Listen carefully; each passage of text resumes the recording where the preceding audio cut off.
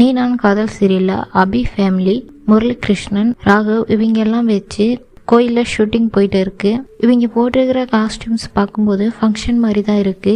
இது முரளி அபியோட நிச்சயதார்த்த ஃபங்க்ஷனா கூட இருக்கலாம். முரளி வேஷ்டி சட்டையில தான் இருக்காரு. முரளி கிருஷ்ணா மூஞ்சில சிகப்பு அப்புறம் மாதிரி இருக்கு. ராகவ் ஒருவேளை அந்த இடத்துக்கு வரனால மூஞ்சில சிகப்பு பூசிக்கிட்டு இவர் நிக்கிறாரா என்னன்னு தெரியல. தெலுங்குல அனு ஆகாஷ் நிச்சயதார்த்தம் நடந்ததும் இந்த பக்கம் முரளி கிருஷ்ணா அபி நிச்சயதார்த்தமும் நடந்துரும். அது நிச்சயதார்த்தம்னு சொல்ல முடியாது, மோதிரத்தை போட்டு விட்டுருவாரு அபி கையில. முரளி எப்படி அபி கையில மோதிரத்தை போட்டு விட்டாருன்னா, அபியோட அப்பா முரளி கிருஷ்ணன் அஞ்சலியும் கோயில்ல பூஜை பண்றத பாத்துருவாரு. அபியோட அப்பா இதை பார்த்துட்டாருன்னு முரளிக்கு தெரிஞ்சதுனால அபியோட அப்பாவை கொல்ல ட்ரை பண்றாரு. இந்த பிரச்சனையில பாத்தீங்கன்னா அபி அப்பாவுக்கு சீரியஸ் ஆகி ஹாஸ்பிட்டல்ல அட்மிட் பண்ணிடுவாங்க.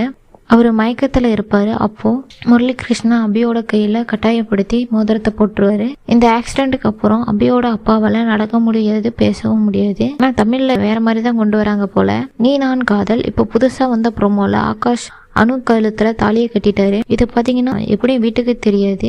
ஆகாஷ் அனுவை கல்யாணத்துக்கு சம்மதிக்க வைக்கதான் இந்த மாதிரி பண்ணியிருக்காரு. அனு ஆகாஷ் 2 பேர்த்தோட கல்யாணம் நடக்கிறதுக்கு இன்னும் ஒரு 150 எபிசோடாவது போகணும். இவங்க 2 பேரும் கல்யாணம் நடக்கிறப்பதான் ராகவ அபியோட கல்யாணமும் நடந்துரும்.